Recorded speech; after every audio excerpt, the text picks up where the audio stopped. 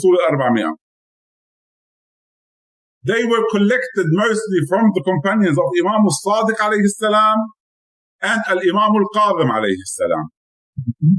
In history, if you want to go and see where were most of the companions of Imam al-Sadiq and Imam al-Qadhim alayhi salam, those who claim to be the companions, they were in Al-Kufa. Al-Kufa in Iraq.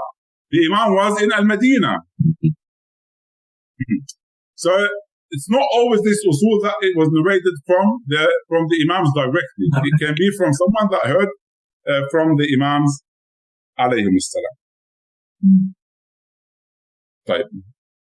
If we say there are 400 foundations of the hadith of the Shia, where are these narrations? Or where are these 400 asl? They say there's only 16 of them that reached us today. Out of 400? Out of 400. Only 16 of them reached us. And 99% of these 16 foundations, they have problems with the Asanid or even with the narrators themselves that narrate them. Right. They were published in a separate book by some people in the Hawza, and they can be found in Nihayat Mustadrak al-Wasail. Nihayat Mustadrak al-Wasail, he mentioned these 16. Now, slowly, we'll see how important these 400 usul are in the Shia hadith and in collecting the hadith. How important they are. These 16 asal, weak. We cannot even rely upon them. Most of them. Like, but how did we lose this usul? And if you think about the 400 foundation, how did we lose them? This is very important. Now, I just want to share with you. I hope you can see this book. Yes. This book is Al-Usul al-400. The author is Sheikh As'ad Ali Kashif al-Ghita. Very, very famous family. Sheikh Kashif al-Ghita is mine. Right. He says this part. I'll try to briefly read it. He says, ولكن ما أصاب الشيعة من نكبات ومصائب وضغوط من قبل الولاة. The oppression and the problems that the Shia went through from those in power.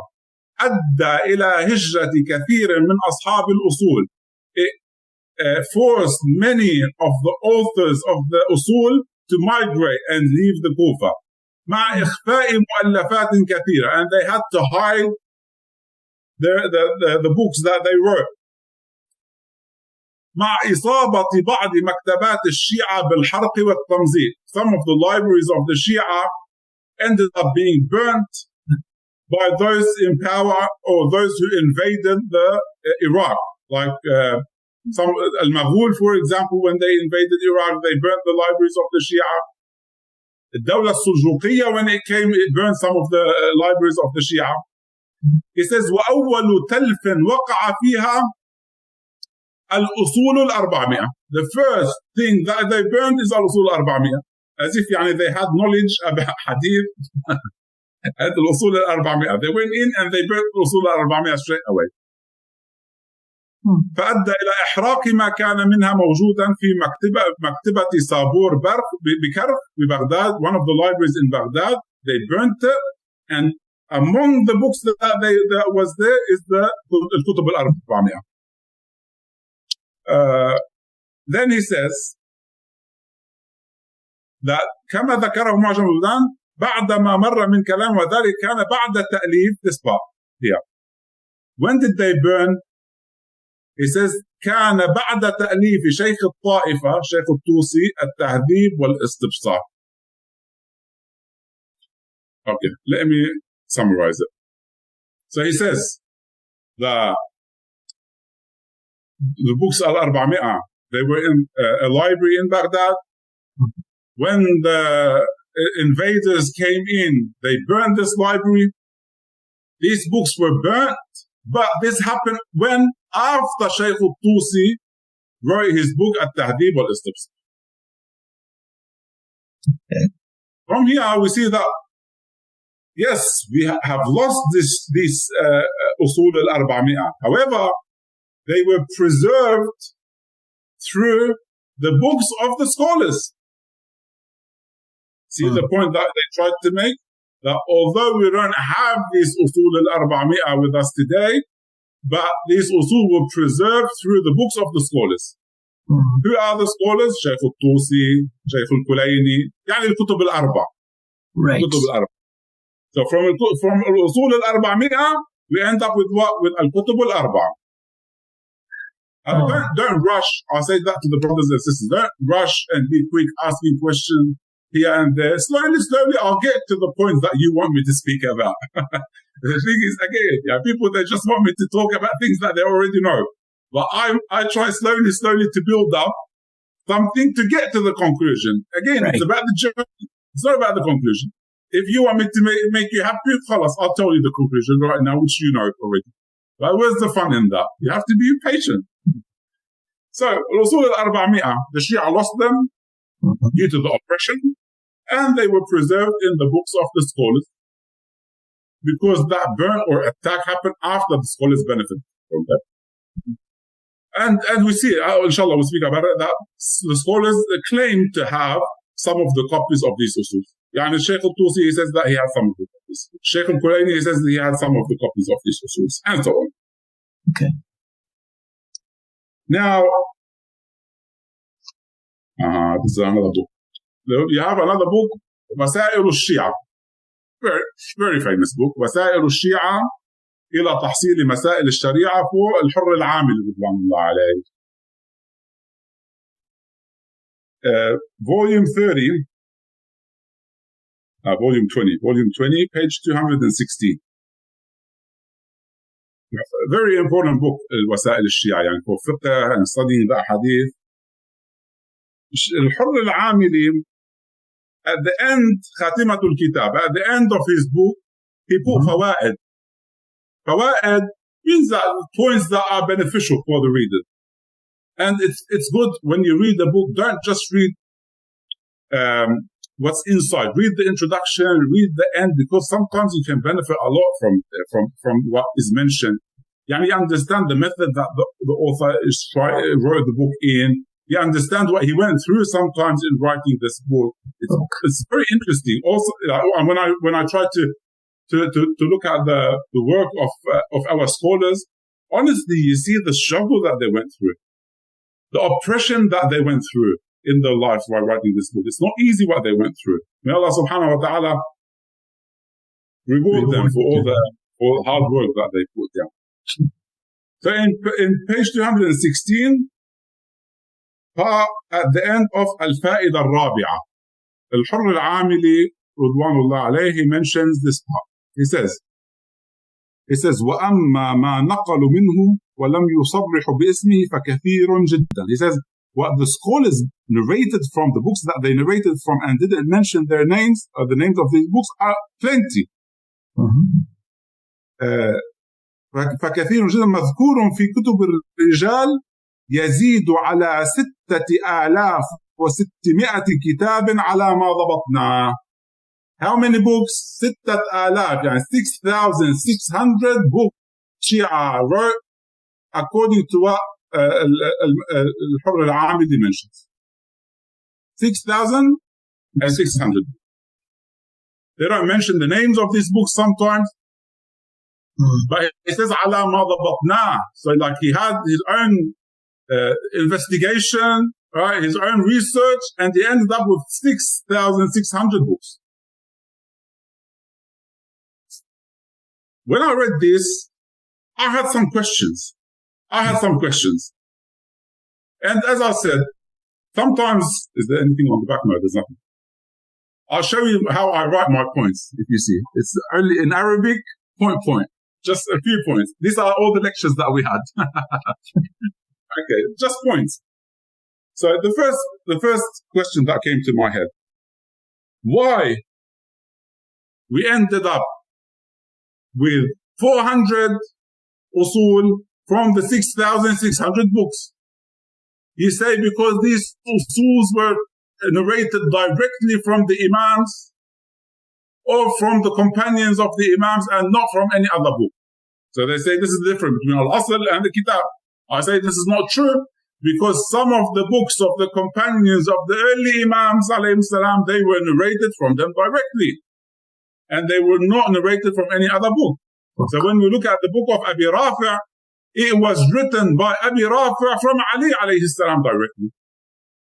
And Abi Rafi' used to be with Ali alayhi salam, katibun li Ali. He wasn't living in Kufa and narrating from As-Sadiq alayhi salam, who was living in Al-Madinah. So why we ended up with these 400 books? Now I'm not saying to doubt. You can say, as an answer, you can say, wallah, we lost all these books. And then we ended up with the 400. Easy. I'm not here to make you doubt or that. I'm just saying, I'm thinking why. Second thing, why these 400 books became usul? Became usul. Why? So we lost all our heritage and history when it comes to books before this usul, and we only had 400. Why are they not considered as 400 books? When you put this term al-usul, the foundations, why? Certain terms, this is why I'm always very, very cautious with terms, and say we need to sometimes redefine certain terminologies, and sometimes we need to give new definition to certain things. When you add this term al-usul, it's like you give a divine umbrella to these books. No one can touch them anymore. You want to touch al-usul? You're trying to destroy al-usul? You're trying to attack al-usul? See, it becomes a sacred matter. Not just books that X and Y wrote, and then you come and you see whether you accept it or not accept it. So this is why it becomes very dangerous when you put the term al-usul. And I'm not saying that the scholars look at it in this way. Inshallah, we'll speak more about it in the future. But I'm just saying that why they became usul. Third question. Did any of the imams, alayhim salam, give this title to these books? We say that they were collected by their companions. Imam al-Sadiq alayhi salam, did he say that these are usul? Imam al-Qadim alayhi salam, did he say that they are usul? So we have to find that. Or did they even briefly mention it, that these are the usul of the hadith or not? With the claim that it was completed by the end of the lineage of the Imams alayhi salam, through Imam al-Askari alayhi salam. Right.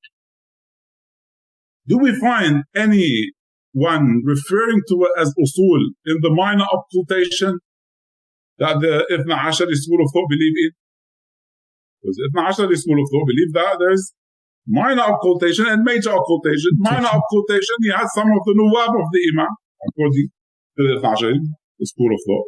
But at least nuwab of the Imam, that some of them were used to sell oil, and then they became... So they became some of the nuwab. Did they mention any of these usul or refer to it as usul? We have to see in history. Fourth question. Why some of the books of the scholars were preserved and these usul were not preserved? Al-Maghul invaded the Muslim land. The Dawla Suljuqiyya invaded the Shia area. They went, they picked, wallah, these are usul 400, are burn it. But Sheikh al-Tusi's book, I'll preserve it. I can't touch the Sheikh al-Tusi's book. I can't touch al-Kulayni's book. Haram. But I'll burn the other books. Right. This is one of the questions that can be raised. Unless you say to me what we mentioned, that no, the books of these scholars appeared after this, after the lands were invaded and the books were burnt. They were preserved with the scholars. The 400 were lost, and then they had to bring the books forward. You get it? So I'm not here to say that, well, I believe that, no, this is a myth or and so on. No. You can say that they were burnt, they had the books preserved with them, and then they made them public to the nation. It's possible. But does the chronologic of the books that were made, that were written by Sheikh Tusi and Sheikh Saduq and whatever, were they at the same time as these books were there concurrently? Is that what the history says? No. So because if you look historically, when was, for example, Iraq attacked by Al-Maghul or by Dawla Suljuqiyya? It was before these scholars wrote their books. However, there's a claim that Sheikh Tusi, he wrote Al-Tahdhib and Al-Istibsar before the books were burnt. But then they were private books with him. Then they appear publicly after. Okay? Yeah. There's another claim that yes, although some of the copies of these 400 usul were burnt in the book, in the libraries, but some of the scholars like Al-Kulayni had other copies. Of these usul. So because it's not just one copy, one book, and it's burnt. There's other copies for it, according to that claim. Now, is there an evidence that they had this narration? They say, he mentioned, Al-Saduq mentions that I narrate from Kutub al-Mu'tabara. Kulayni mentioned, you want to believe Al-Kulayni, you want to believe Al-Saduq, barakallah. But is it hujjah on me? It's not a hujjah. You get it? Regardless of the historical discussion, I'm saying from a theological aspect. Is it hujjah? It's not hujjah. It's not. The saying of any scholar is not hujjah. Right. Allah, inshallah, when we go, after we'll finish this series of lectures, we'll see how writing the books of the Shia evolved with time from ahadith to the sayings of to scholars, to the sayings of scholars. The hujjah for me in front of Allah subhanahu wa ta'ala is the saying of the Imam alayhi salam. And I say, قال الصادق, I take alayhi salam, what الصادق alayhi salam says. The hujjah. And I follow, if I hear the Imam alayhi salam, I'd say something, because I don't want to get to the theological discussion. Regardless of infallibility, regardless of divine appointment, if I'm standing in front of Ali alayhi salam and he says something, I'll follow blindly. I will follow blindly from Amirul Mu'minin alayhi salam. Regardless of any other discussion, you can go and be the biggest scholar you want. I'm illiterate. I follow Ali alayhi salam and I will obey anything he says to me. But I'm not hearing from Amirul Mu'minin alayhi salam. I'm not hearing from the sons of Ali alayhi salam. I'm not hearing from the close companions even of these imams. I'm hearing from people that were living in Kufa. وَمَا أَدْرَاكَ مَا الْكُوفَةِ. Allah knows what was happening in Al-Kufa back then. And inshallah, Allah, we'll go through it. So these are some of the points that we can mention about Usul al-400. Usul al-400, and this is why I say don't follow blindly. Don't just read. Unfortunately, you see scholars with a turban double my turban, double size, times 2. A turban times 2 next to it. Al-Usul al-400, Al-Usul al-400. But they know nothing about Usul. They know nothing about Al-Usul. How many schools of Hadith we have in the Shia school? One school of Hadith? No, we don't have one school of Hadith. No. Inshallah, next lecture we'll speak about the schools of Hadith in the Shia, in the Ithna Ashari school. Usul al-400, they are a product from the Kufi Hadith school of thought. And you have to keep this in mind, from the Kufi يعني أنت قلت السيد الخوئي رحمة الله عليه mentioned إنها المعجم, النجاشي mentioned إنها الفهرست, and so on. They all say it's from Al-Kufa. يعني the authors of Al-Kutub al-400 are from Al-Kufa. Now, I forgot to mention with the points. Is there an evidence for the number 400? No. Some scholars, even some non-traditional scholars, they say probably it was symbolic. Symbolic. So the authors were all from Al-Kufa. And we don't like, even when we raise certain questions, we don't doubt that there was some books from the Imams alayhi salam. There was a lot of narrations in Al-Kufa from the Imams alayhi salam. Whether they were narrated from the Imam directly, made up by some people, but nevertheless in history we have a lot of narrations that appeared from Al-Kufa.